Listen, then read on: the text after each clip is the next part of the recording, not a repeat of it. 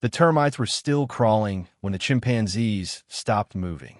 Jane had been watching Flo work the mound for 20 minutes, her fingers precise and patient as she fished for insects. The morning air was thick and warm. Sweat collected at the base of Jane's neck. She shifted her weight carefully, trying not to disturb the leaf litter beneath her. That's when she realized no one was making a sound.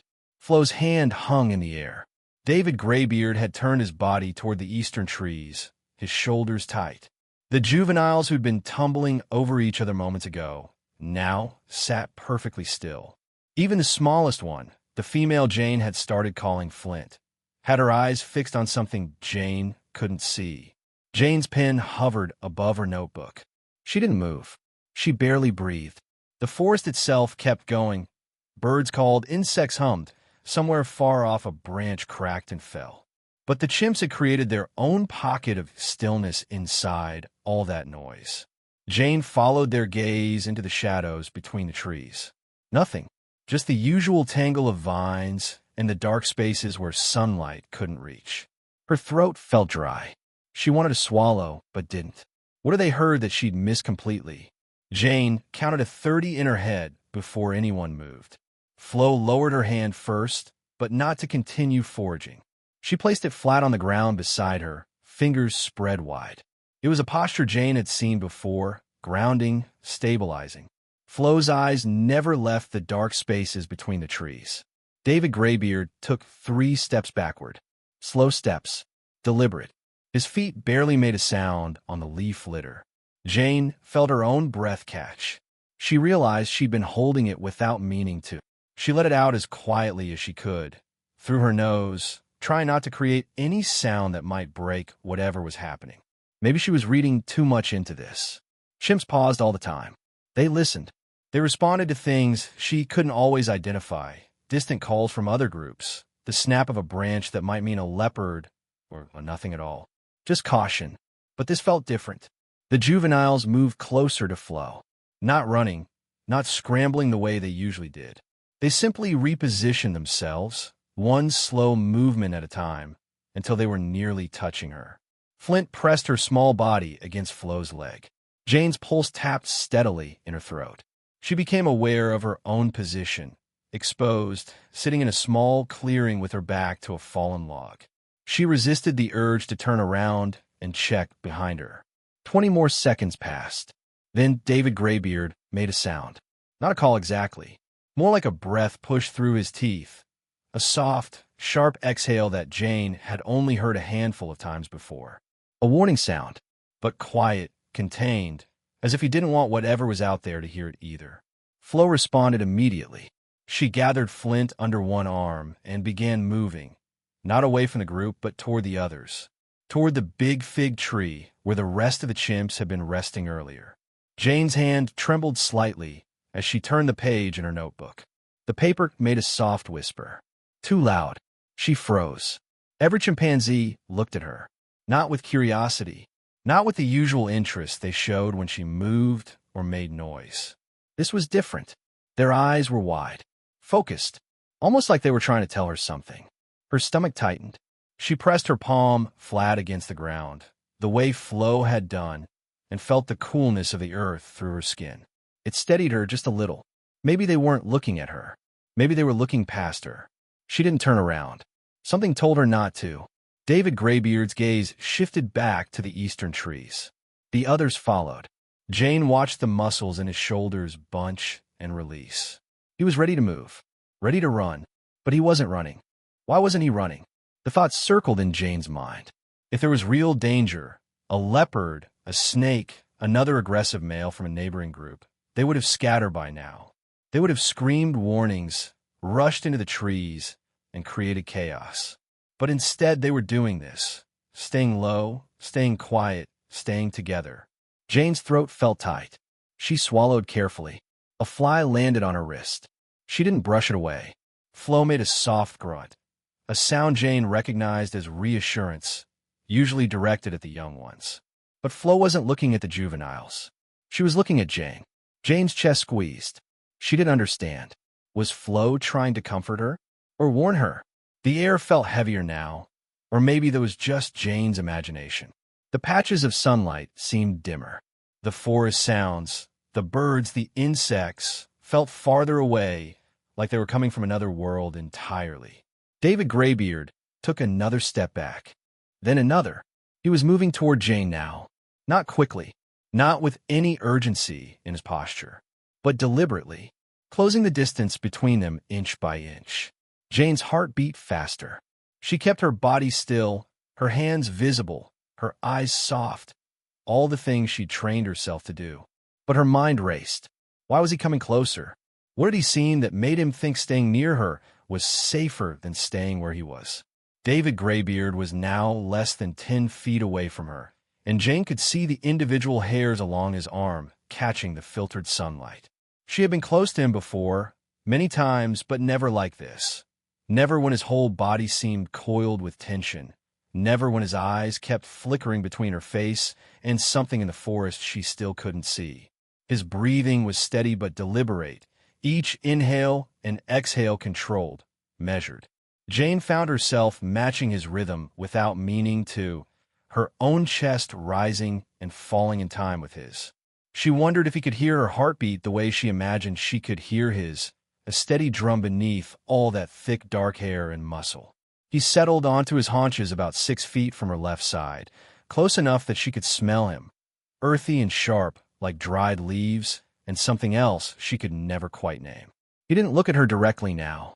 His gaze stayed fixed on the shadows between the trees, but his body had angled slightly toward her, as if creating a barrier or perhaps including her in some protective formation she didn't fully understand. Jane's fingers had gone numb from gripping her pen too tightly. She loosened her hold and let the pen rest against the notebook page, though she didn't write anything. What could she possibly write that would capture this? What words existed for the way his presence beside her felt both comforting and terrifying at the same time? Flo had moved the juveniles into the lower branches of the fig tree now, and they clung there silently, their usual playful energy completely absent. Jane had never seen young chimps stay quiet for this long. Even in rest, they fidgeted, they reached for each other, they made small sounds. But now they were frozen, their eyes wide and dark, watching David Greybeard and watching Jane and watching the forest beyond. Flint had wrapped both arms around Flo's neck and pressed her face into the older female shoulder. Flo's hand came up slowly to pat Flint's back. 1 pat, 2 pats, 3, a rhythm that seemed to say, "Stay calm, stay still, we're all right," even though Jane wasn't sure any of them actually were all right. David Greybeard's hand moved, just slightly. His fingers curled into the dirt beside him, gathering a small handful of earth and leaf litter, then releasing it. Jane had seen this before, a self-soothing gesture, something chimps did when they were uncertain or anxious. But he did it so quietly, so carefully, as if even this small movement might alert whatever was out there to their presence. Jane felt an overwhelming urge to reach out and touch his arm, to offer the same kind of comfort he seemed to be giving her by staying close. But she knew better. She kept her hand to her lap, kept her body still, kept breathing as quietly as she could manage. Minutes stretched into something that felt like hours. Jane's left leg had started to fall asleep, a tingling numbness spreading from her ankle up to her knee. But she didn't shift position. She didn't dare. David Greybeard hadn't moved except for that one small gesture with his hand, and if he could stay that still for this long, so could she. The fly that had landed on her wrist earlier had been joined by another on her forearm, and now a third was crawling across the back of her hand. She watched them move across her skin, their tiny legs tickling, their wings catching light. She thought about how strange it was to be so aware of something so small when something so much larger and more mysterious was happening all around her. Then David Greybeard made eye contact with her. It lasted maybe 3 seconds, maybe less, but Jane felt it like a physical touch. His eyes were deep brown, almost black in the shadowed light, and there was something in them she'd never seen before. Not fear exactly, but a kind of intense focus, a seriousness that made her breath catch in her throat. He wasn't looking at her the way he usually did, with that casual awareness chimps had of the humans who studied them. This was different.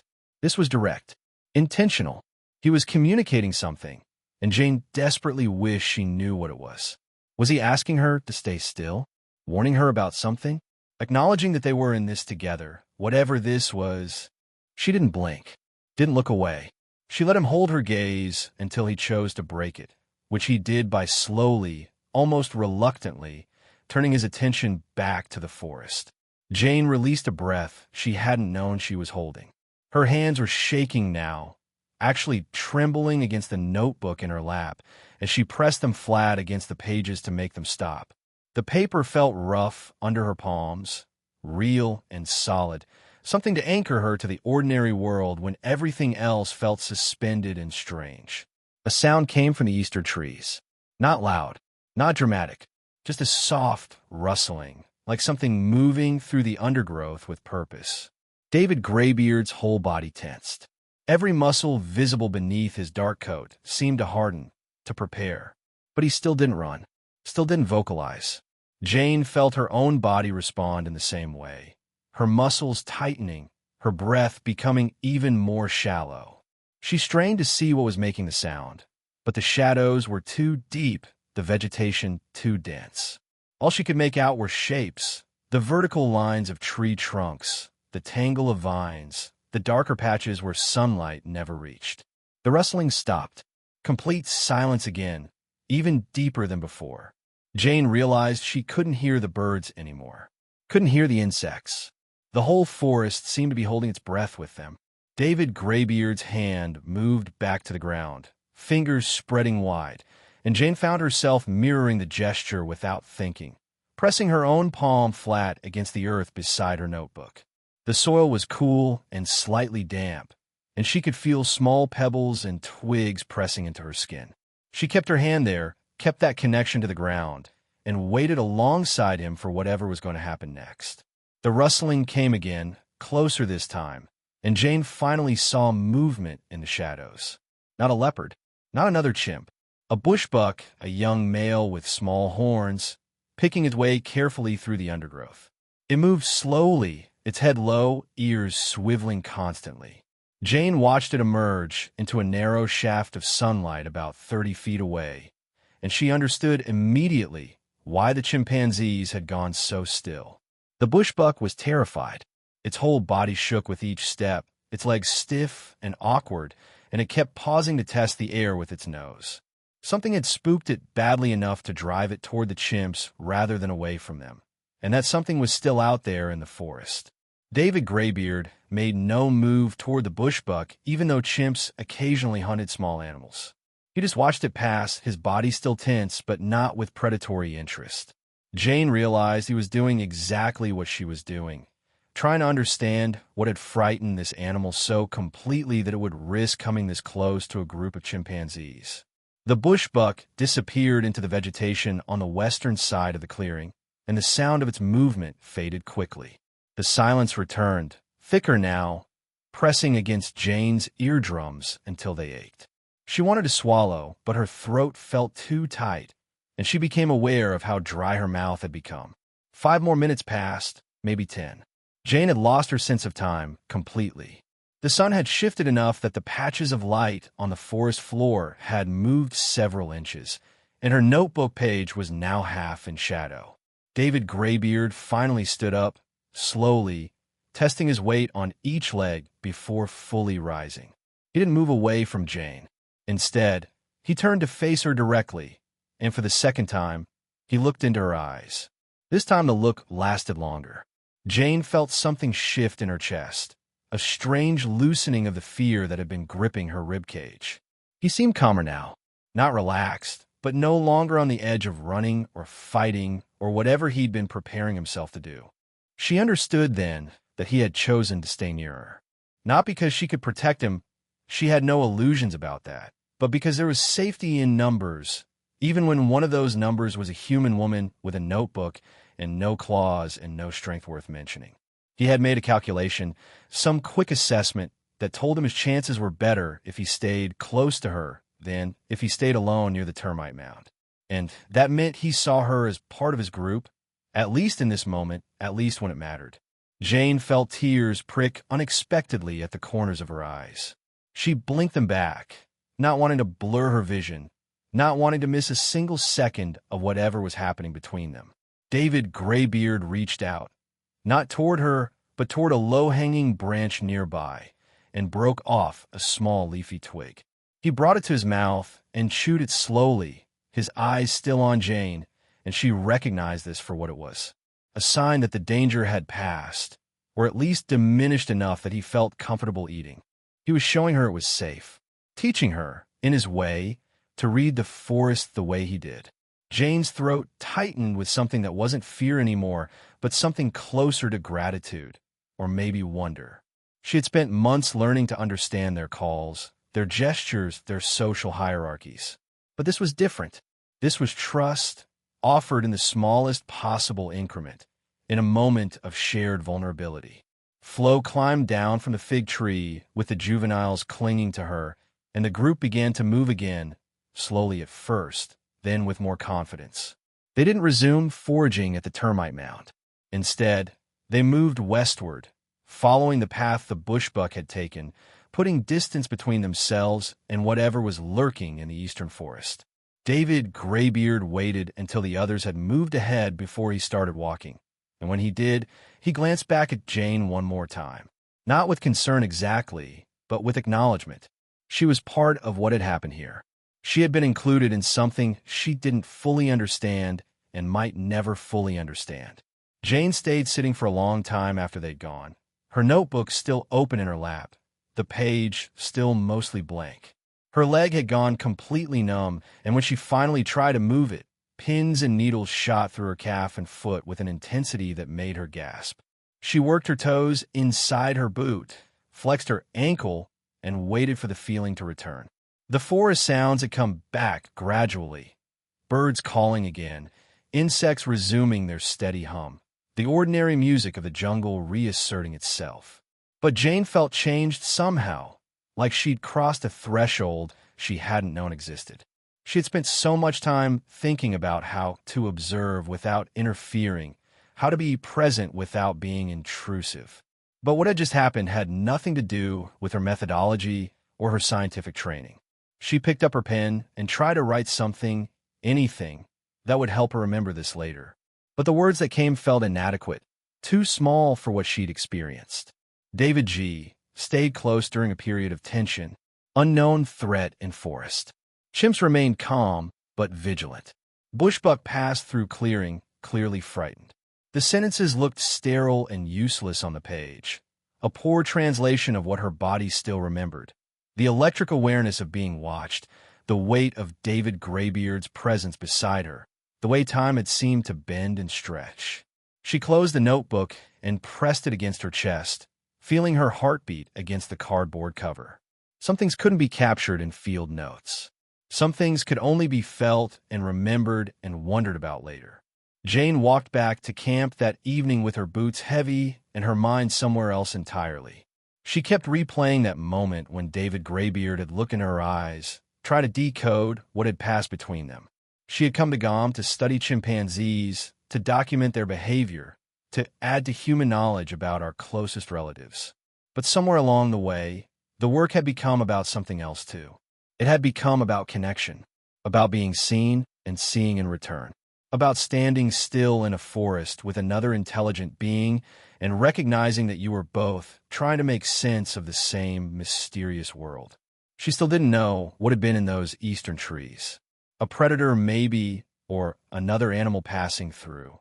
Or perhaps nothing at all, just a scent on the wind that meant danger to creatures with sharper instincts than hers. The mystery sat uncomfortably in her chest, this not knowing. She was a scientist. She was supposed to observe and record and eventually understand. But David Graybeard had taught her something today about the limits of understanding, about how sometimes you just had to trust what your body told you even when your mind couldn't explain it.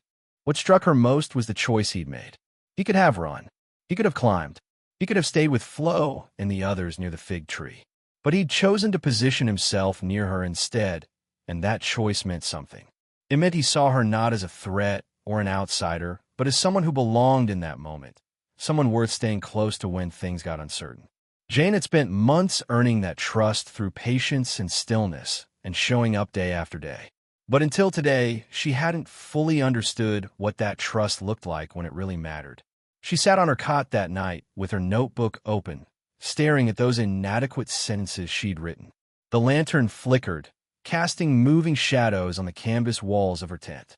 Outside, the forest was alive with night sounds, frogs calling, insects chirring, the distant hoot of an owl. She thought about all the moments of connection that happened every day in wild places, the quiet understandings between creatures that no human would ever witness or document. The world was full of these invisible threads, these wordless communications that meant everything and nothing at the same time. Have you ever felt like an animal understood you in ways you couldn't explain? Not through language or training, but through something deeper, a shared moment of fear or wonder or simple presence. Jane closed her notebook and blew out the lantern, letting the darkness settle around her. Some questions didn't need answers. They just needed to be asked.